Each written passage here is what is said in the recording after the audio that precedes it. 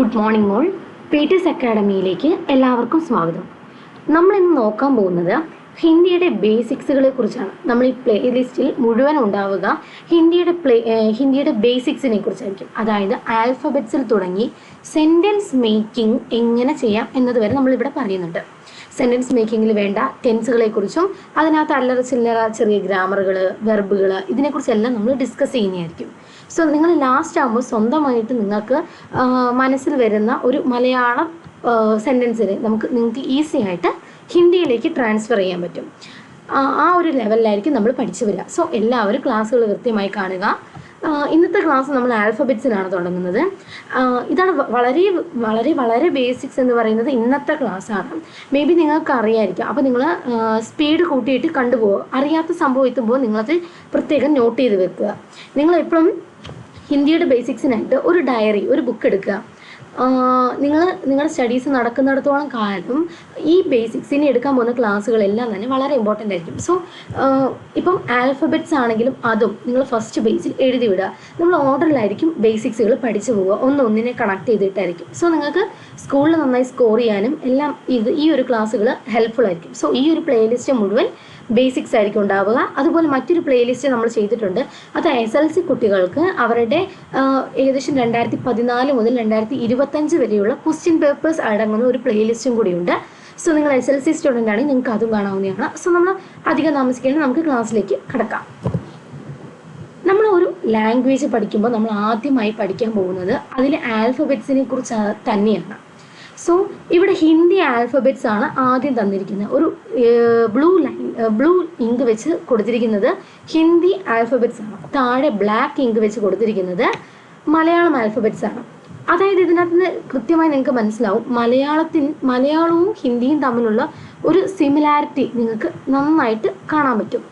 ഇനി ഇംഗ്ലീഷുമായിട്ട് ഒരിക്കലും നിങ്ങൾ കമ്പയർ ചെയ്യരുത്. അതായത് ഒരു ഇംഗ്ലീഷിലെ സെൻറ്റൻസ് എടുത്ത് നിങ്ങൾ ഹിന്ദിയിലേക്ക് കൺവേർട്ട് ചെയ്യാൻ നോക്കിയാൽ നിങ്ങൾക്ക് ഒരുപാട് ഒരു ഗ്രാമർ സൈഡ് നോക്കുവാണെങ്കിലും ഒരു സെൻറ്റൻസ് പാറ്റേൺ, സെൻറ്റൻസ് മേക്കിങ്ങിൽ എല്ലാം ബുദ്ധിമുട്ടുണ്ടാക്കും.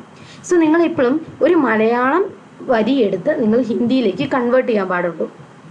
ഇപ്പോൾ ഇവിടെ നോക്കുവാണെങ്കിൽ മലയാളവും ഹിന്ദീൻ്റെ വേർഡ്സ് പ്രൊണൗൺസിയേഷൻ ഈവൻ അതും സെയിം ആണ്. ഇവിടെ ആകെ ഡിഫറൻസ് വരുന്നത് എന്താണ്? എഴുതുന്ന രീതികൾക്ക് മാത്രമേ വ്യത്യാസമുള്ളൂ. സോ ഇത് നിങ്ങൾ ആദ്യം എഴുതാൻ നന്നായി പഠിക്കുക. അപ്പോൾ നമ്മൾ ആദ്യം നോക്കുന്നത് സ്വരാക്ഷരങ്ങളാണ്. മലയാളത്തിലും ഹിന്ദിയിലും സ്വരാക്ഷരങ്ങൾ തന്നെയാണ് പറയുക. ഇനി സ്വരാക്ഷരങ്ങൾ ഏതൊക്കെയാണ്? ആദ്യം കൊടുത്തിരിക്കുന്ന ആയിന് സിമിലർ ആയിട്ട് മലയാളത്തിലുമുണ്ട്. അടുത്തതും വരുന്നത് എന്താണ്?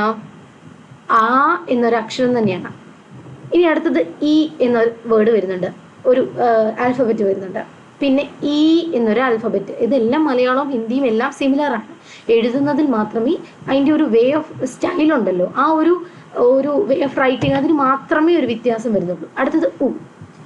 പിന്നെ വരുന്നതാണ് ഊ എന്ന്. അടുത്തത് ഇറു.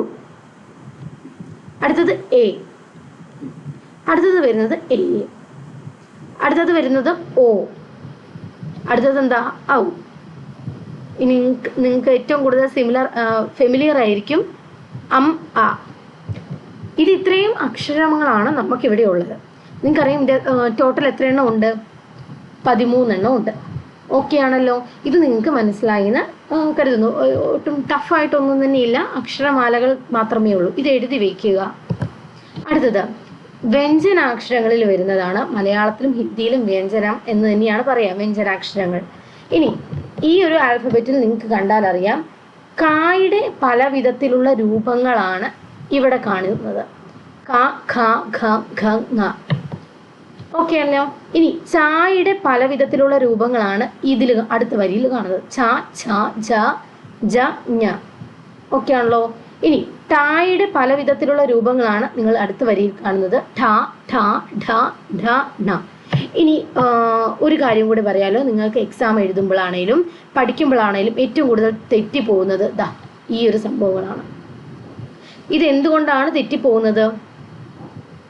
ഒന്നാമത്തെ കാര്യം, ഇതേ സാധനം തന്നെയാണ് ഇവിടെയും കൊടുത്തിരിക്കുന്നത്. ആകെ എന്തിൻ്റെ ഡിഫറൻസേ ഉള്ളൂ? ഇതാ ഈ ഒരു കുത്തിൻ്റെ വ്യത്യാസം മാത്രമേ ഉള്ളൂ, ആ ഒരു ഡോട്ടിൻ്റെ ഡിഫറൻസ് മാത്രമേ ഉള്ളൂ.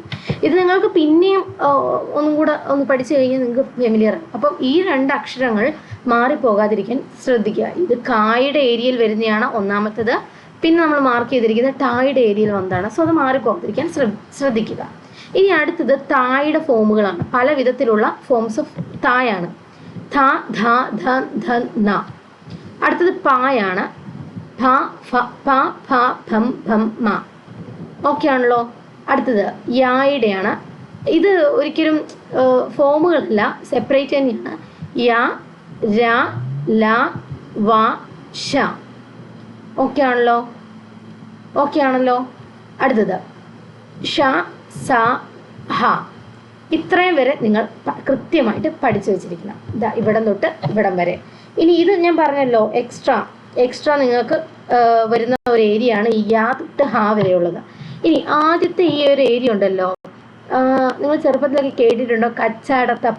കച്ചറത്തപ്പ. നമ്മൾ സിനിമയിലൊക്കെ ഉണ്ടെന്ന് തോന്നുന്നത്. ഏത് ഫിലിമാണെന്ന് എനിക്ക് ഓർമ്മ വരുന്നില്ല. കച്ചറത്തപ്പ എന്ന് പറഞ്ഞിട്ടുണ്ട്. സെയിം സാധനമാണ്. ക, ച, ഡ, ത, പ. കച്ചടത്തപ്പ. സോ ഇതൊന്നും നിങ്ങൾക്ക് കാണാതെ പഠിക്കണമെന്നില്ല. പക്ഷേ ഈ വേർഡ്സ്, ഈ ഒരു വേർഡ്സ് അല്ല, ഈ ഒരു ആൽഫബറ്റ്സ് നിങ്ങൾക്ക് ഫെമിലിയർ ആയിരിക്കണം. ഓക്കെ ആണല്ലോ. നമ്മൾ ഈ 3 വേർഡ് നമ്മളിപ്പോൾ പറയുന്നില്ല. ക്ഷ, ത്ര, ജ്ഞ. അതെങ്ങനെ വന്നു എന്ന് നമുക്ക് നോക്കാം. അതെങ്ങനെയാണ് ആ ഒരു 3 വേർഡുകൾ, എക്സ്ട്രാ വരുന്ന 3 വേർഡുകളാണ് കേട്ടോ. കാരണം എന്തുകൊണ്ടാണ്? ഇവിടെ ഈ കായിൻ്റെയും ഷായിൻ്റെയും ഒരു ഫ്യൂഷനാണ് ഇവിടെ വരുന്നത് അല്ലേ? ഇവിടെ ജായിൻ്റെയും ഞായിൻ്റെയും. ഇവിടെ എന്തായിരിക്കും വരിക? അത് നമുക്ക് നോക്കാം. ഓക്കെ ആണല്ലോ. നമുക്ക് അടുത്ത സ്ലൈഡിലേക്ക് പോകാം. അടുത്തത് നമ്മൾ പഠിക്കാൻ പോകുന്നത് അക്ഷത്രജ്ഞ എങ്ങനെ വന്നു എന്നുള്ളതാണ്. അതിനു മുമ്പ് നിങ്ങൾ കൂട്ടക്ഷരങ്ങൾ ഉണ്ട്. കൂട്ടക്ഷരങ്ങൾ എങ്ങനെയാണ് എഴുതുക നോക്കാം. ജസ്റ്റ് ഇതൊന്നും നിങ്ങൾ കാണാതെ പഠിക്കേണ്ട ആവശ്യമേ ഇല്ല കേട്ടോ. എന്താണ് എന്ന് മനസ്സിലാക്കി വെച്ചാൽ മാത്രം മതി. ഇങ്ങനെയും എന്താ പറയുക, ആൽഫബറ്റ്സ് ഉണ്ട്, ഇങ്ങനെയും നമുക്ക് വേർഡ്സ് എഴുതാൻ പറ്റുന്നുള്ളത്, ഇത് വെച്ചിട്ട് എഴുതാൻ പറ്റുന്നുള്ളത് മനസ്സിലാക്കിയാൽ മാത്രം മതി. നമ്മൾ ക്യ എന്ന് കണ്ടോ, കായും യായും കൂടെ മിക്സ് ചെയ്തിട്ടുള്ളതാണ്. ഇത് ഏതൊക്കെയാണ് മിക്സ് ചെയ്തേ? ഈ ഖായും പ്ലസ് യാ, ഇത് രണ്ടും കൂടുമ്പോഴാണ് ഈ ഒരു സംഭവം വരുന്നത്. വിഖ്യാതമായ, വ്യാഖ്യാനം. ഈ ക്യ കണ്ടോ, ഈ സംഭവം എഴുതാനാണ് നമ്മളിത് യൂസ് ചെയ്യുന്നത്. ഇനി ജ്വരം എന്നൊക്കെ കേട്ടിട്ടുണ്ടോ? ജ്വരം. അതുപോലെ ഒരുപാട് വേർഡ്സുകളുണ്ട്. ജ്വലനം, കത്തുന്നതിനൊക്കെ പറയുമല്ലോ. അങ്ങനത്തെ ജ്വ എന്ന വേർഡ് കിട്ടാനായിട്ട് ജായും വായുമാണ് യൂസ് ചെയ്യുന്നത്. അതായത് ജ പ്ലസ് വാ ചെയ്താൽ നിങ്ങൾക്ക് എന്ത് കിട്ടും? ഈ ജ്വ എന്ന് കിട്ടും. ഈ അടിയിൽ ഈ വര വരുന്നത് കണ്ടോ, അതിനെപ്പോഴും നമ്മൾ കൊടുക്കുന്നത് ഇവിടെ ജ. ഈ സംഭവം കിട്ടാൻ നമ്മൾ എന്ത് കൊടുക്കണം? വാ കൊടുത്താൽ മതി. അതുപോലത്തെ മറ്റൊരു എക്സാമ്പിൾ നമുക്ക് നോക്കാം കേട്ടോ. ഇതാ ഈ ഒരു എക്സാമ്പിൾ നോക്കിക്കേ. ഹായും വായും പ. ഈ ഹായും ആഹ്വാനം ചെയ്തു, അങ്ങനത്തെ ഹ്വാ വരുന്നുണ്ടല്ലോ, ആ ഒരു ഏരിയയിലാണ് ഇത് കൊടുക്കുന്നത്. ഇനി നമുക്ക് തിരിച്ച് നമ്മുടെ അടുത്തത് ഭ്രമരം, അങ്ങനത്തെ ഒരു വേർഡുകളൊക്കെ വരുമ്പം നമ്മൾ യൂസ് ചെയ്യുന്നത് ഇതാണ്. ഈ ഒരു അടിയിൽ ഈ ഒരു ചിഹ്നം ഇട്ടിട്ടില്ലേ, അത് കിട്ടാനായിട്ട് നമ്മൾ ഒരു വര വരച്ചാൽ മതിയാവും. മനസ്സിലായല്ലോ. ഇനി അടുത്തത് ഈ ഒരു വേർഡ് നോക്കിക്കേ, ട്ര. ഇതാട്ടോ ട്ര എന്നാണേ. ട്ര. ഈ ഒരു സാധനം കിട്ടാൻ ടായിൽ ആ ഒരു വര വരച്ചാൽ മതി. മനസ്സിലായല്ലോ. ഇനി അടുത്തത് ദ്യ. ഇതെന്താ? ഇതെങ്ങനെ എഴുതുക? ഈ ഒരു സംഭവം എങ്ങനെ എഴുതും? അതും യായും അടിയിലൊരു വരയും വരച്ചു കഴിഞ്ഞാൽ എന്തായി? ദ്യ ആയി. ഓക്കെ ആണല്ലോ. ഖ എന്ന് പറയുന്നത് 2 ക ആഡ് ചെയ്യുമ്പോൾ വരുന്ന സാധനമാണ് ഖ. ഇതെന്താണ് ഈ സാധനം? കാന്നൊക്കെ എഴുതുമ്പോൾ നമ്മൾ എഴുതുന്നില്ലേ ഈ ക. ഇനി ഫ്രാങ്ക്, ഫ്രാൻസ്, ആ ഒരു ഫ്രാൻസ് എന്നൊക്കെ എഴുതുമ്പോൾ നമ്മൾ ഉപയോഗിക്കുന്ന ഈ ഒരു അതിനെ നമ്മൾ ഇങ്ങനെയാണ് എഴുതുക. എഴുതിയിട്ട് അടിയിലൊരു വര. നമ്മൾ ഇത് സിമിലർ നമ്മൾ പഠിച്ചു. എവിടെ പഠിച്ച? ഇവിടെ പഠിച്ചു. ഓക്കെ ആണല്ലോ. അടുത്തത് ന്യ. ഈ ഒരു ചിഹ്നം വരണമെങ്കിൽ യാ ആഡ് ചെയ്യണം നമ്മൾ പഠിച്ചായിരുന്നു. ഇതുകൊണ്ടോ, ദായിൻ്റെ കൂടെ എന്താ ആഡ് ചെയ്തത്? യായാണ് ആഡ് ചെയ്തത്. അപ്പം ഈ ഒരു ചിഹ്നം വരും. ഇവിടെ ന്യ എന്നാണ്. ഇങ്ങനെ ഒരു ചിഹ്നം വരണമെങ്കിൽ നമ്മൾ എന്ത് ചെയ്യണം? ന പ്ലസ് യാ ചെയ്യുമ്പോൾ ഇങ്ങനെ വരും. ഇനി ത എന്ന് പറയുമ്പോൾ 2 തായാണ് ആഡ് ചെയ്തിരിക്കുന്നത്. അത് നമ്മൾ ആഡ് ചെയ്യാൻ എന്ത് ചെയ്യും, ഇങ്ങനെ ആണ് എഴുതുക. ഈ ക എഴുതിയില്ല, 2 ക മിക്സ് ചെയ്യുന്നത്, ഇത് ഏകദേശം പറഞ്ഞു കഴിഞ്ഞാൽ 2 ത മിക്സ് ചെയ്തതാണത്. ഇനി ഠ എന്ന് എഴുതുമ്പോഴോ 2 ഠ എഴുതുക, അടിയിലൊരു വരയും വരയ്ക്കുക, അത്രയേ ഉള്ളൂ. ത മുസ്തഫ, ആ ത വരുന്ന സാധനം ഫ പ്ലസ് തായാണ്, ഫ പ്ലസ് ത. ഇനി റിയ, ഇത് നമ്മൾ ഇങ്ങനെ ഒരു വര കിട്ടാൻ, അതായത് ന്യ ന്യ എന്നുള്ളതിനും പിന്നെ ഇതാ ഇതിനൊക്കെ നമ്മൾ എന്താ ആഡ് ചെയ്ത് കോമൺ ആയിട്ട്, യായാണ്. ഇത് യായിൽ തന്നെ ആ ഒരു ചിഹ്നം വേണമെങ്കിലോ നമ്മൾ മുകളിൽ ഇങ്ങനെ ഒരു വര കൊടുത്താൽ റിയ എന്നായി. ഇനി ഗ്ര, ഇങ്ങനെ ഒരു ലൈൻ, ഈ ഒരു ചിഹ്നം കിട്ടുന്നത് നമ്മൾ എന്ത് ചെയ്യണം, അബ്ര നമ്മൾ പറഞ്ഞു ഇങ്ങനെ വര വരച്ചാൽ മതി. ഇതാ ട്രയലും പറഞ്ഞു ഇങ്ങനെ ഒരു വര വരച്ചാൽ മതി. ഓക്കെ ആണല്ലോ. ഇനി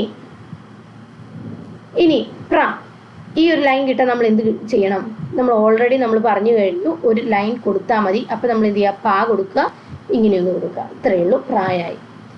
ഇനി ക്ര, ക്ര അതും എന്താണ്, ഈ ഒരു ലൈൻ കിട്ടുന്നതിനും ഈ ഒരു ലൈൻ കൊടുത്താൽ മതി എന്ന് നമ്മൾ ഓൾറെഡി പറഞ്ഞു കഴിഞ്ഞു. അപ്പം എന്തായി, അതായി.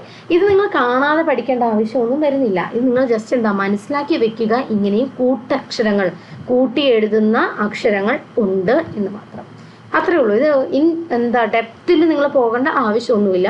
കാരണം നിങ്ങൾ ടെക്സ്റ്റ് ബുക്കുകൾ പഠിക്കുമ്പോൾ തന്നെ അതിനകത്ത് കുറേ വേർഡ്സുകൾ വരും.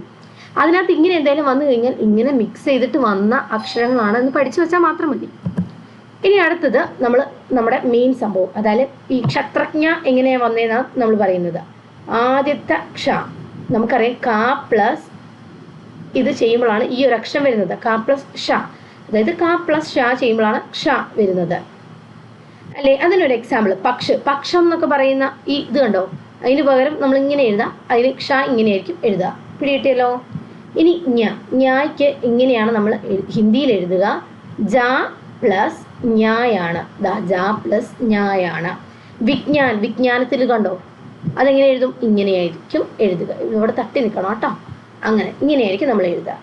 ഇനി ത്ര എന്ന് പറഞ്ഞാൽ എന്താണ്, നമുക്കിങ്ങനെ പെട്ടെന്ന് എഴുതാൻ പറ്റുന്നില്ല, പക്ഷെ നമ്മൾ നേരത്തെ പഠിച്ചു ത്ര എങ്ങനെ എഴുതാമെന്ന്. ത പ്ലസ് രാ കൊടുത്തു കഴിഞ്ഞാൽ ഈ ഒരു അക്ഷരം കിട്ടും. ഇതിനാണ് ത്ര എന്ന് പറയാം. പത്രം എന്നൊക്കെ നമ്മൾ എഴുതില്ലേ, പത്രം എന്ന് പറഞ്ഞാൽ എന്താ, പത്രം എന്ന് ഞാനിത് വേറെ ആട്ടോ, ഇത് ഹിന്ദി വേറെ ഇംഗ്ലീഷ് വേറെ, ഹിന്ദി വേറെ മലയാളം വേറെയാണ്. പത്രത്തിൽ ത്ര എവിടെ വരുന്നത് നിങ്ങൾക്ക് കാണിച്ചു കഴിഞ്ഞാൽ, പത്രം എന്ന് പറഞ്ഞാൽ എന്താണ് ഹിന്ദിയിൽ, കത്ത് എന്നാട്ടോ മീനിങ് വരുന്നത്. ഇനി സ്ര എന്നത് ഇത് കണ്ടോ, സിമിലർ ആണ്, ഇവിടെയും ഇത് തന്നെയാണ്, സിമിലർ ആണ് വന്നത്. ഇവിടെ നമ്മൾ എന്ത് ചെയ്തു, ആഡ് ചെയ്തു, രാ ആഡ് ചെയ്തു. ഇവിടെയും നമ്മൾ എന്ത് ചെയ്യണം, രാ ആഡ് ചെയ്യണം. ഇതെന്താണ്, ഷായാണ്. അപ്പൊ ഷാ പ്ലസ് രാ എന്ത് കിട്ടും, ശ്രാവൺ എന്ന് പറഞ്ഞ വ്യക്തിനെ നമുക്ക് ഇങ്ങനെ എഴുതാലോ, ശ്രാവൺ എന്ന്. സോ ഇത് നിങ്ങൾക്ക് പിടികിട്ടിയല്ലോ, നിങ്ങൾക്ക് മനസ്സിലായി എന്ന് കരുതുന്നു. അപ്പൊ ഇതാണ് നിങ്ങൾ ഈ അക്ഷരമാല എന്ന് പറയുന്ന സംഭവം നന്നായി പഠിച്ചിരിക്കണം. എന്തെങ്കിലും ഡൗട്ട് ഉണ്ടെങ്കിൽ നിങ്ങൾക്ക് കമൻറ്റ് സെക്ഷനിൽ ചോദിക്കാവുന്നതാണ്. അപ്പോൾ നിങ്ങൾക്ക് ഫ്രണ്ട്സ് ആരെങ്കിലും ഹിന്ദി പഠിക്കാനായിട്ട് നമ്മൾ ഈ വെക്കേഷൻ ടൈമിൽ പഠിക്കാൻ സ്റ്റാർട്ട് ചെയ്യുന്നവരുണ്ടെങ്കിൽ അവർക്ക് ക്ലാസ്സുകൾ ഷെയർ ചെയ്യുക, നിങ്ങൾ സബ്സ്ക്രൈബ് ചെയ്യുക, ഇഷ്ടപ്പെട്ടെങ്കിൽ ലൈക്ക് ചെയ്യുക. So thank you for watching and all the very best.